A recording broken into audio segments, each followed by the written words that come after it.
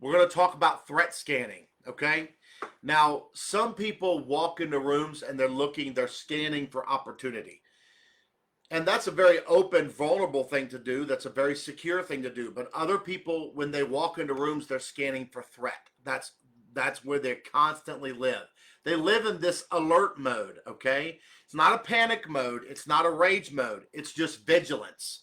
They're aware. And I would even say hypervigilance. Someone write aware in the comments, or hyper aware, okay?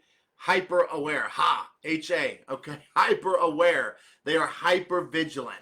No one has to be doing anything wrong, okay? No one doing anything wrong. This is just this quiet sense that they carry consistently in themselves that says something is about to go wrong. It's this program that's playing in the background where the other shoe is always about to drop, okay? Nothing calm feels unsettling for them. We're going to talk about how this is formed in someone in just a few minutes, but it's formed very early in life. But I want to tell you, this used to be me. I always felt on edge. I always felt guarded, easily misunderstood. I was always ready to defend myself. I was always afraid of being exposed or being judged or being cornered, when in fact nobody in the room was trying to expose me or judge me or corner me, okay? There was just this sense in me, this hyper alertness. Has anyone ever felt this? This specific internal voice that's always playing in the background.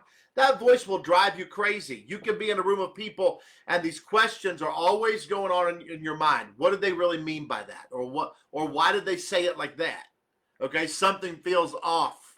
Or I don't like this. I just don't like this. I don't want to be here. I'm about to be blamed, okay? They're upset.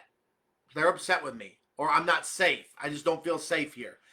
And my mind would start connecting dots that were not proven, which is very important to understand. And that's not because you're being irrational, but my nervous system learned to survive by reading between the lines. Okay? So this is called threat scanning. It's not paranoia. It's a survival strategy. You learned this earlier in your life or repetitively in relationships that you've been involved in. So to others, I was always seen as over-explaining or always having to justify myself, or I would interrupt conversations constantly. I would get sharp, or I would get defensive, and I would get snarky, or I would pull back and withdraw, and I would go quiet, or I would people please. I would try to control the narrative. I would need reassurance constantly, always testing other people to see if their care or protect or love was real. I would shut down emotionally, or I would become very emotionally volatile. So these are not personality flaws. Listen to me. These are protective maneuvers. That's what they are. And sometimes it's just an attempt at self-preservation. Well, when you don't have other people preserving you, you don't have other people providing you with safety, you learn that you are responsible to provide your own safety. So somewhere in life, you learn that relationships are actually dangerous and unsafe. But here's the challenge with that. God wired you for relationships. Now, if I was the devil, and I'm not, but if I was, I would try to make you believe literally down to the mind and the nervous system that relationships are dangerous and unsafe, because that affects your entire relational grid, right? Your relational grid is your relationship with God, your relationship with yourself, and your relationship with others. If I was the devil, I would try to make sure you didn't trust God, didn't trust yourself, and didn't trust others. That would keep you on the edge of storytelling all the time, always trying to fill in the lines, always being hyper vigilant, looking for threat, scanning for threat. So you have to make yourself safe, but you don't know how. So you're looking at tone, you're looking at body language, you're looking at power shifts, you're looking at silence. You pay attention to all that stuff because you walk into a room, you know, every sigh you tell a story behind it. Every shift in tone, you recognize it, right? And then you begin to tell yourself a story about what's going on with that individual. This is what that means to me. You start making decisions, you start making decisions that that are assigning malicious intent even to neutral behaviors. Okay, it's not because you're trying to start a conflict. It's because you're trying to avoid harm. The issue with threat scanning is that what you look for, you will ultimately find. That's the problem with it. Whatever you're looking for, you will ultimately find. And if you're scanning for threat or danger, you're going to find it everywhere you look. You know, there's a part of your brain called the reticulating activation system, RAS. Somebody type RAS in the comments. RAS is that system that, for example, let's say you drive a gray Ford Explorer. I don't know what you drive. You know what you drive, okay? You drive whatever car you drive. Before you drove that car, before you purchased that car, you never saw that car on the highway, did you? You never saw it. It was just not there, okay? You may have seen one time and said, oh, I'd like to have a gray Ford Explorer. But you just never noticed everyone on the highway. But once you purchased that car and it became a part of who you are, okay, now how many gray Ford Explorers do you see on the highway? The car you own, you see them everywhere, okay? Here's why. That's the RAS in your brain. And that's the thing. If you believe that harm and danger are just a part of life, you're going to scan for it, and you walk into a room, you're going to find it. So silence feels dangerous.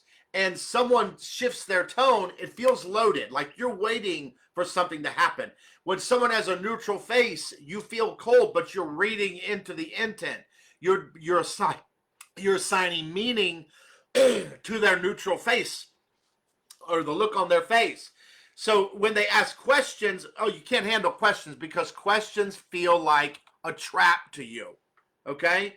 So your body is not asking, is this true? Your body's actually asking, am I about to get hurt? This is threat scanning, okay? So it's neutral. It's like this. Neutral feedback feels like an attack, okay? Questions, we're going to talk about why you're this way, why this is activating in the background. This is your internal operating system. Why is that part of your internal operating system? Your nervous system has this strategy for survival. Everyone does everything to feel safe. Someone put safety in the comments. Everyone, whatever people do, they're doing to feel safe. If they're arguing, it's because they want to feel safe. If they pull back, it's because they want to feel safe. If they're angry, they're trying to reach safety. Okay? So here's the thing. When someone's just giving you neutral feedback, okay, it feels like an attack to you. Questions just feel like challenges to you. And if someone disagrees, it feels like disrespect. And so you can quickly go from responding to what is happening. Now you begin to react to what might happen or what perception you have, which is not reality. And this is where conflicts start in relationships. And this is the challenge because anytime you get close in a relationship, you begin to sabotage the relationship because you have a relationship with that person that they don't even know about. Okay, you actually end up turning everyone into some kind or form of villain, capital V or lowercase v. The closer you get to them, you're wired for closeness. God wired you for relationship, so you're wired for closeness. But the closer you get to that individual, the more stories you begin to tell about them to keep yourself safe because this is an old pattern, okay? So because threat scanning narrows your vision, it pushes you into defense before there's even an offense. Have you ever known anybody who lived offended? Okay, and they're playing out those offenses. And the other people that are involved in those relationships don't even know that those offenses exist because their interpretations, their assigned meaning, their assigned malicious intent, that they're reading between the lines, and now they have a relationship with you that they don't even know about. And so they are some sort of villain, and they have all these things going on between you and them that they think the relationship is fine. But this what happens, it turns well-intended people into perceived enemies. Now, this has been a huge challenge for me because, I don't know, 22 or 23 years ago, God sent a word to my life that I would help to develop men or young men. And here's the challenge with that. if I'm going to help to develop men, God's going to send men for me to help develop. That means they're going to come to me undeveloped, right? Undeveloped men generally are undeveloped because they have a history of caregivers that were not involved, they were not engaged. So most of the time, now look at the board here, most of the time they lived in a life that was unsafe because they were consistently criticized, targeted, and evaluated. They were sidelined or shamed or punished or embarrassed consistently. This is repetition plus emotion. Over and over again, this, if you know somebody that's been in this in their life, share this video with them right now. Tag them right now. This is life-changing. What I'm talking about right now is absolutely life-changing. Okay? Repetition plus emotion. This is the pattern, the foundational pattern, not just a pattern in any relationship, but the foundation of their life. With their caregivers, more likely what happened was foundationally, that's the bedrock of their internal operating system. They're born with a clean slate. I'm talking about outside of their DNA. They're born with a clean slate, and someone begins to write the story. And within that story, they're going to come away with patterns and cycles and emotional coping or behavioral coping mechanisms and emotional patterns and an internal operating system. Their programming is being written.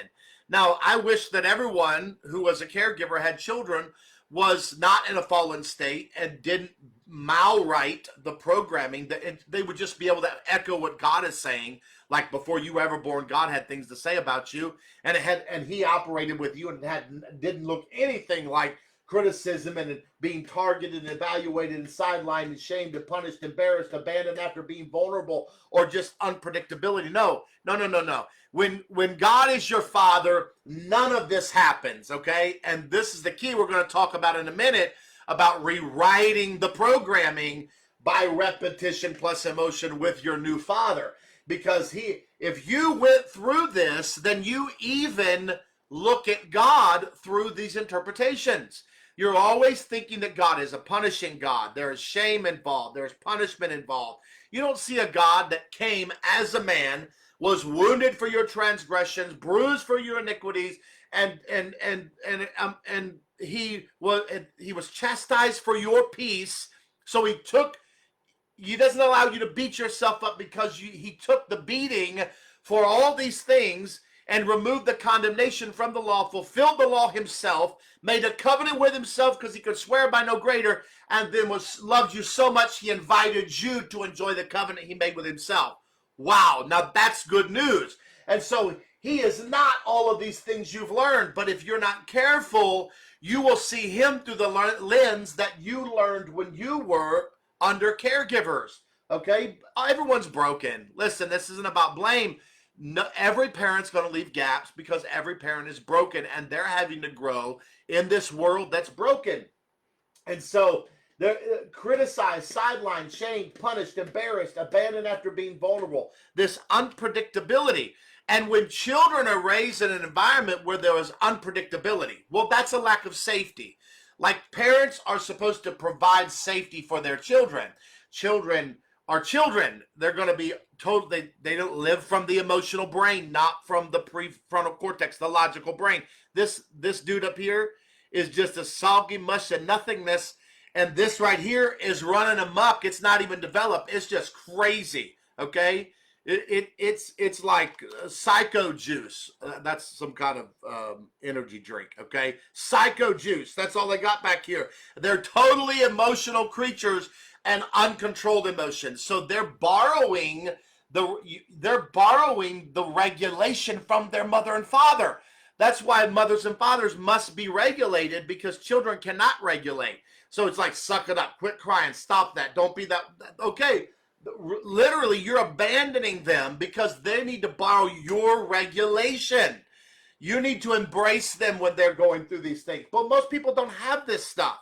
Right? So when a child learns that mom and dad are unpredictable, they learn to walk into the room and learn to scan. Okay, they have to become the predictor. You see that? You see the reason why you develop hypervigilance or threat scanning?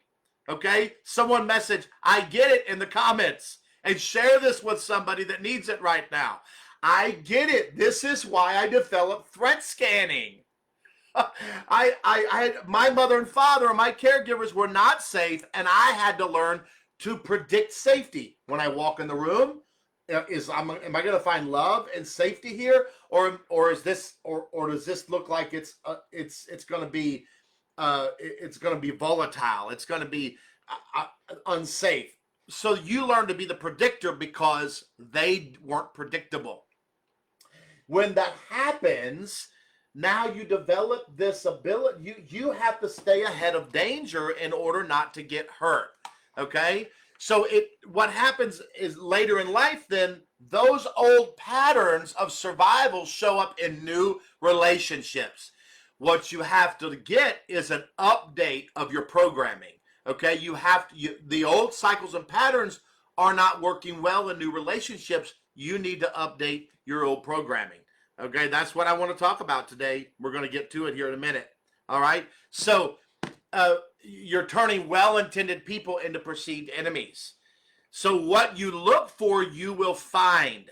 So once the nervous system is set to danger detection, okay, what happens is your brain becomes a radar and you start to scan for threat and danger. Your nervous system literally lives in this mode of danger protection. And so you learn to highlight what is missing, not to be conscious of what is present. You amplify what is ambiguous. You interpret what is neutral. You learn to filter out even what is safe. It's not lying to you. It's overprotection. That's what it's doing. You're overprotecting yourself. So simple things now become other things because of overprotection, and you're scanning for threat.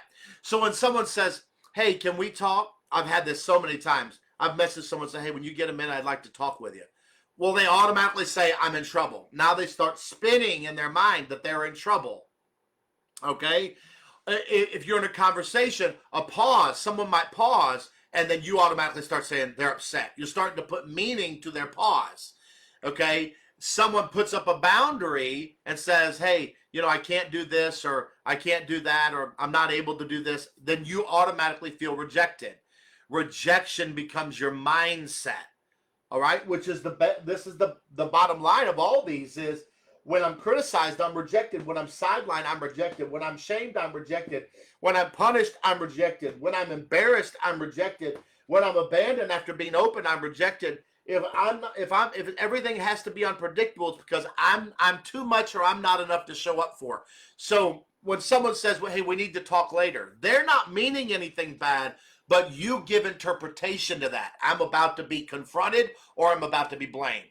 Okay, if someone says, hey, can you help me with this? You think you're failing or not doing enough. When someone, here was one big for me. I would see someone roll their eyes or go like this. That sigh. Oh man, I could tell some stories behind that sigh. Someone typed the sigh in the comments.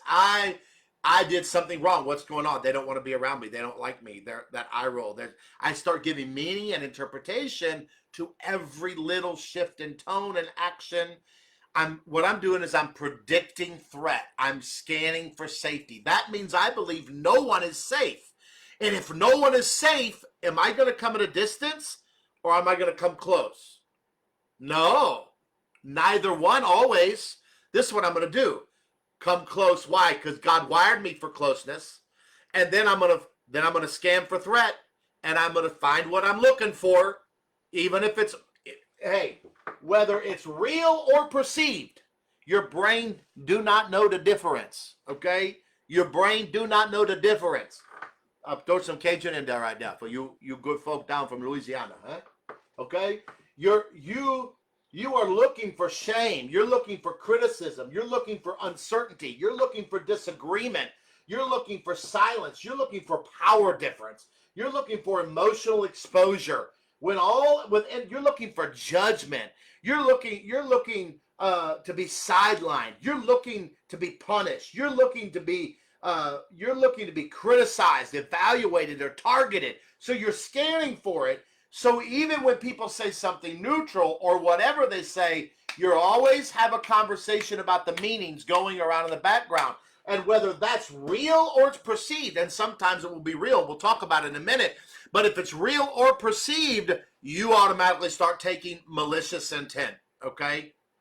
So when someone sighs, I did something wrong. Something is quiet, well, they're pulling away from me, okay? Someone asks a clarifying question. They just want clarity, right? They're doubting me. You been there? Is this resonating with anybody? If it's resonating with you, say, I'm in, okay? Because you're not alone.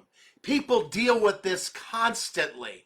And it's almost part just the human condition. All right? This literally ran my life for so long. So when someone says, well, I'm not sure about that. Well, they don't respect me.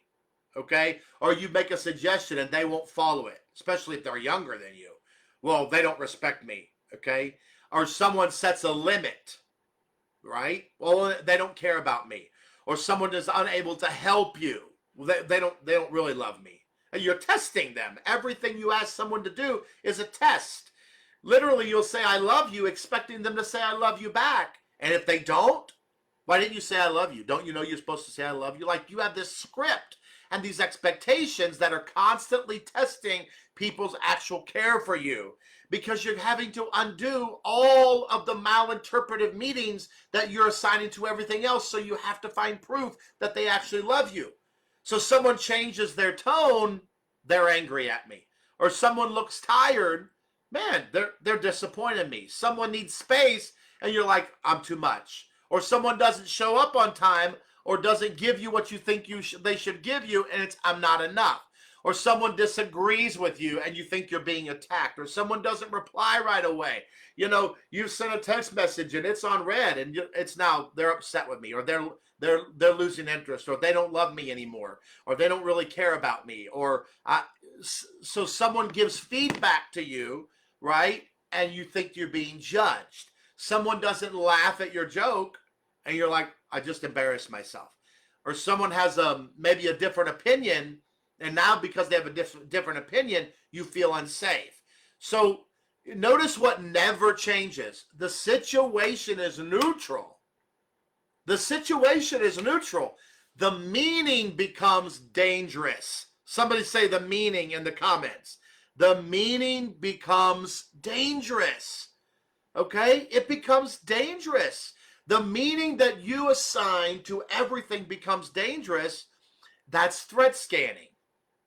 Okay? The body is not, your body and your nervous system is not asking what is happening here. It's asking the question, what does this mean about me and my safety? And when someone grew up having to read rooms to survive, the answer is almost always, I'm about to get hurt. And that's why you're on alert all the time. You're on alert for getting hurt. Okay? You're alert for hurt. And this is why you over-explain. Okay? You over-explain because if I'm misunderstood, this is why I over-explained when I was a kid. I would over-explain all the time, because if I didn't get a chance to explain, I was going to get hurt. I got so many. I've been beaten with sticks, spoons, fly swatters, extension cords, belt buckles. I mean, if I didn't get a chance to explain in a way that, quite frankly, my mama could catch very quickly, if I couldn't get, I would run. Okay? I would run explaining like I was being chased by a yellow jacket. If I explained well enough, I wouldn't get hit. Okay? So I over-explain. It's not enough for people to listen to me. I have to get agreement, because if they don't agree, then I'm gonna get hit, right? Or apologizing all the time. Okay? I'm sorry to bother you. Hey, I'm sorry to make this call. I'm sorry to call you. I'm sorry to interrupt you. You think you're a burden. Okay? This is why you're always apologizing, because you think you're a burden. You think you have this, you always are assuming that you're about to get hurt. So you withdraw. okay? Or when you storytell, now here's one, you storytell, you give malinterpretive meaning to neutral actions, you assign maliciousness, it triggers your fight, flight, freeze, or fawn, almost always your fight first. So then you become emotionally volatile because those emotions are going to get hard, heavy, and fast, man. And so that's why you're known for explosive outbursts, trying to gain that safety. When that doesn't work, you withdraw. And now you shut down, put up walls, and lose your vulnerability. And then when they come and say, hey, is everything okay? Like, I'm fine. Like, you're not going to open up. So now there's distance. So you're created for distance, so you come close, but then you threat scan, pull away, come close, pull away, come close, pull away, come close, pull away. And this guy don't even know why you're pulling away, because you have a relationship in your mind with all these meanings and interpretation and storytelling that you have toward that individual. You're constantly living in offense, not because you're sinful, not because you took the bait of Satan, okay? It's because this is a survival mechanism. Now, is offense wrong? Yes. Does it need to be worked out? Yes. But sometimes it needs to be worked out in the mind of this guy, where he learns that he is safe. And we're going to talk about it in a minute. That he doesn't have to do that, that he doesn't have to scan for threat, and that those are old patterns and cycles, and those are from internal operating systems that were embedded in his programming when he was a child, and he needs to have compassion on himself and understanding toward himself to know why he's there. He gets self-awareness, and now he can begin to do some work in his own mind and his own heart, because God designed you for closeness and for relationship. So there's no sense in having to withdraw all the time, or having to be defensive all the time, right? Or shutting down emotionally, stonewalling. Or the other one is anxiety ridden. So you're constantly pleasing, constantly taking care of everything, constantly orbiting around the other person. You shut down and don't say things because you give a meaning to what's going to happen before it ever happens. So you self-erase. You disappear. You say things to please and you don't say things to please. You're always people pleasing. This is huge in the church. People pleasing is labeled servanthood. And so you get people who say yes to everything but never yes to what God is actually saying. And they people please themselves into emotional exhaustion. Those things aren't character flaws, people. Those are attempts to stop the imagined impact. That's what they are. Okay? They are attempts to stop the imagined impact. All right? So, yes. Hey, thank you, everyone. Yes. So, yes, so guarded. You can that's literally the word vigilant. Okay? So guarded. That's right, Doris. So guarded. Okay?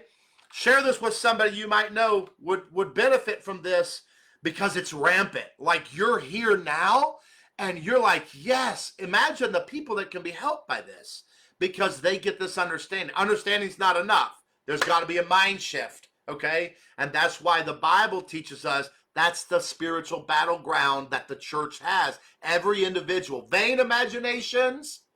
Oh, think about that. Meanings that are vain. They're not even true. Okay? Thoughts that have to be taken captive. There's a way to do this. I'm going to tell you what. There's more power put into your new birth than just signs, miracles, and wonders. Okay? So, here's the thing. To avoid this, you've got to practice you've got to practice self-awareness. You've got to ask yourself, you're like, what am I protecting right now? Am I trying to protect my reputation? Am I trying to protect my image? Is it my sense of safety or something else? Because self-awareness creates space. When you become self-aware, you create space between the stimulus and the response. So this here, this hypervigilance, is a reaction from your nervous system.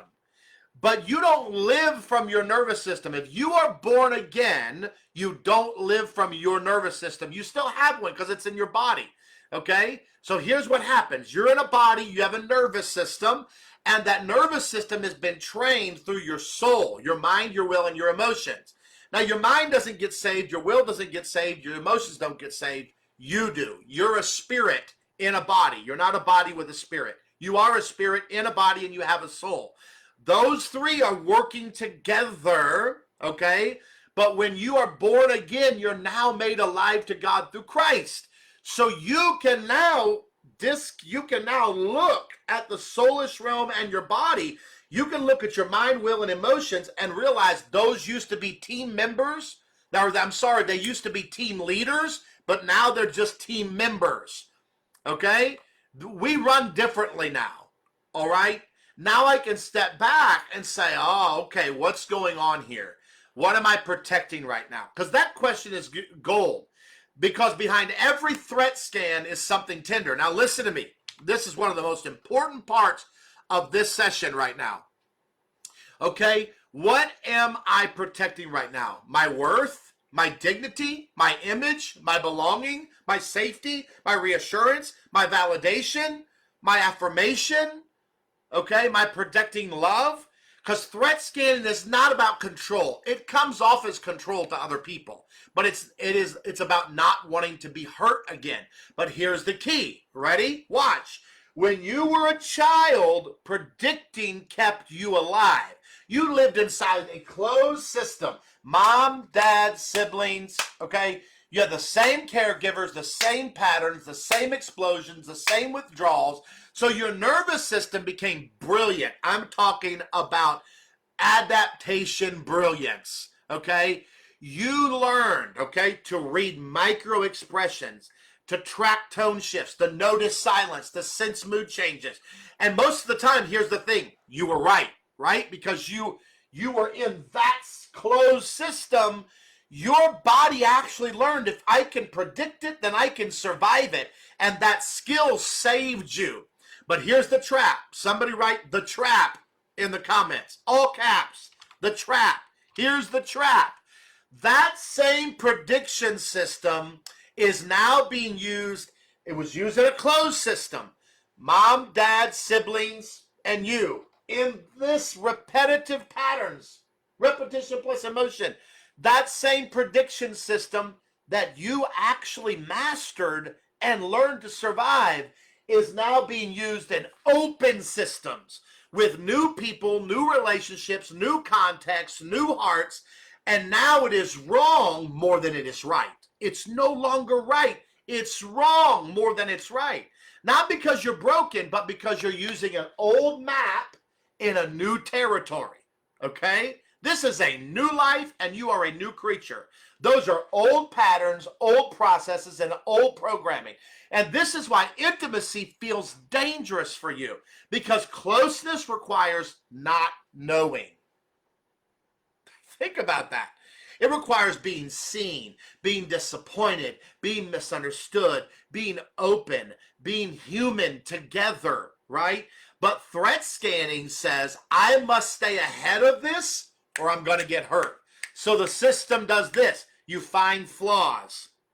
You detect distance. You collect evidence. You stack reasons. You keep a quiet exit always ready. Not because you don't want love. No, everyone wants that. But because you do not trust that love is going to stay.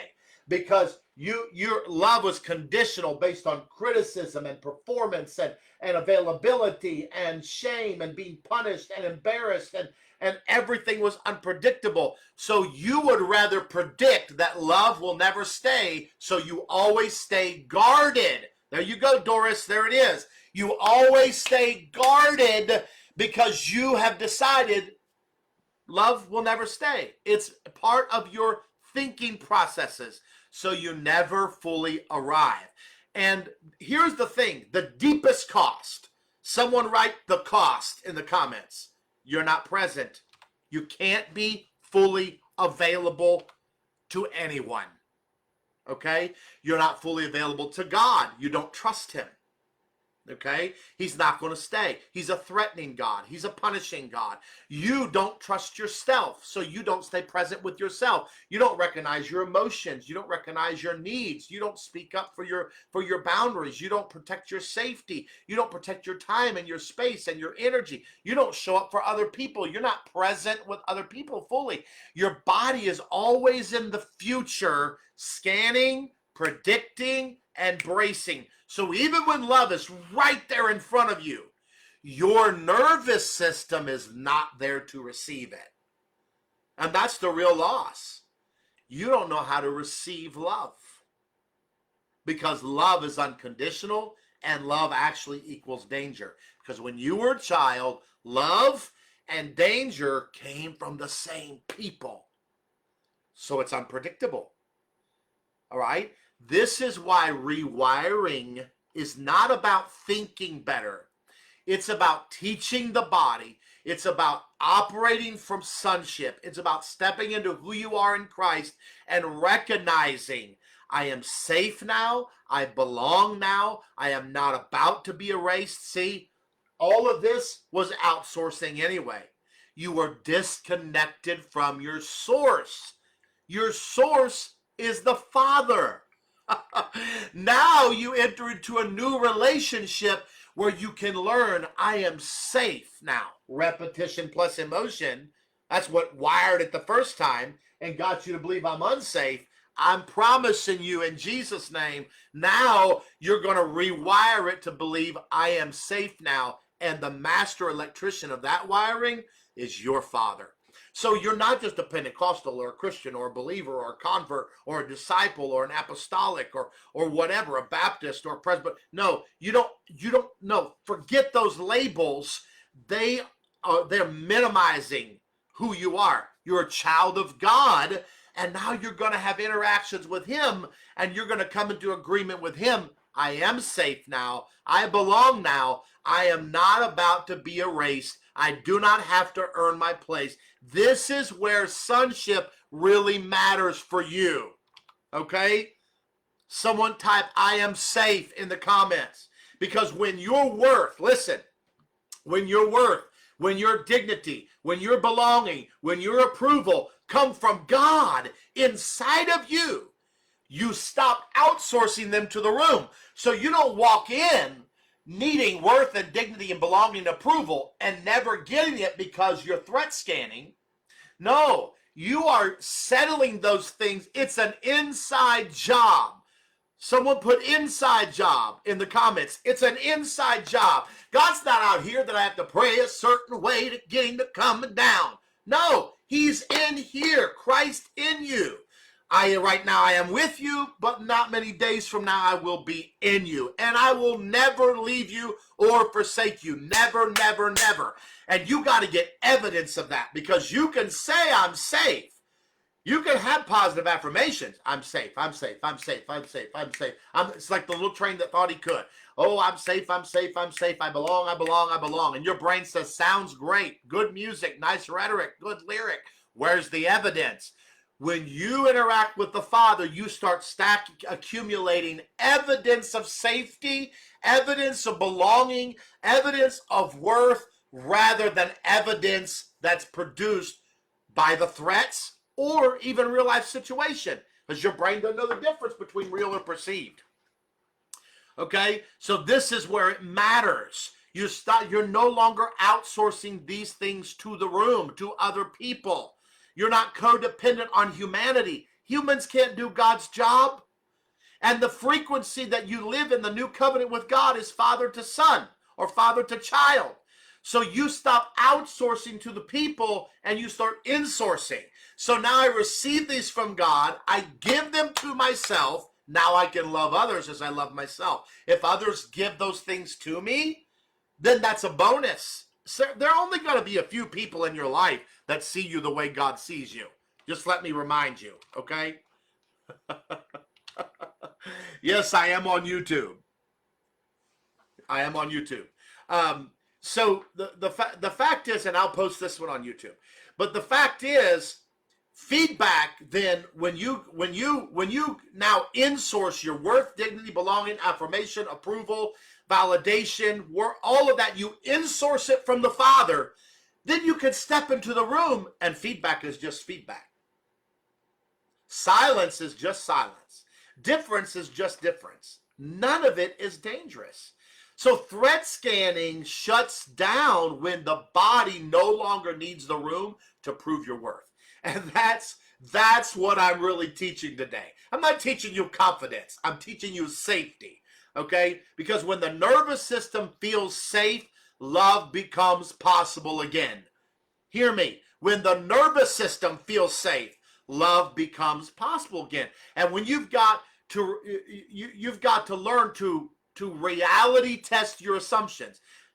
Question the stories you tell yourself. Learn to oppose those thoughts. Take those thoughts captive. Those vain imaginations, cast them down. When you've got to reality test your assumptions, because not every uncomfortable feeling is actually a dangerous one. Like discomfort is the place where you learn to walk with God. Those are, when you're uncomfortable, that's not a stop sign.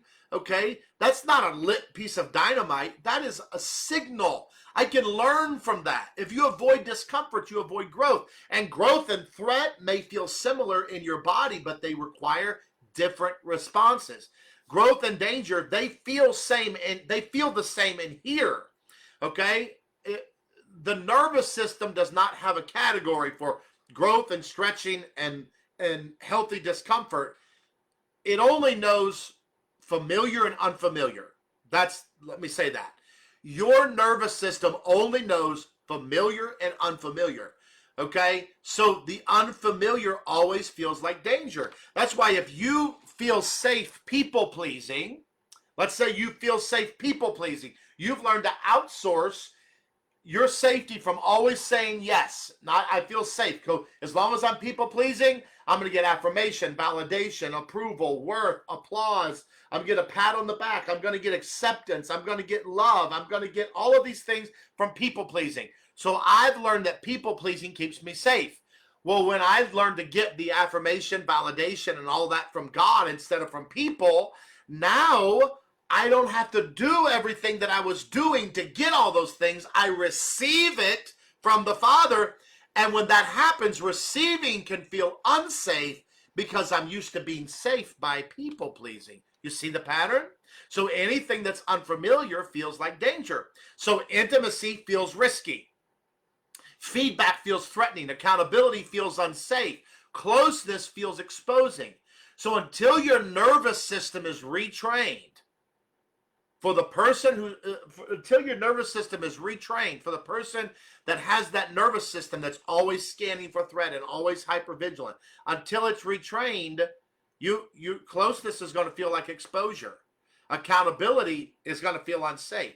Anytime your development requires feedback, intimacy requires taking risk and vulnerability. You can't do any of that because you feel unsafe, so you can't engage in real depth of relationship. So you could be married literally for years and never feel safe and never have depth of relationship. So your work is not stop being afraid. Okay, that's not your work. The work is check the story my body just told me.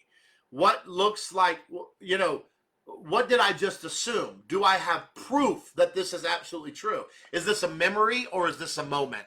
Okay. Am I responding to now or to then, back then? What am I responding to? Okay. That creates this pause. The power's in the pause. Somebody say the pause. The power is in the pause. Okay. That creates the pause where choice now returns.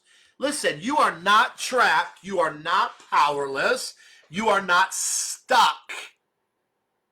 Not if you're a child of God. Why? Because you get to make a decision.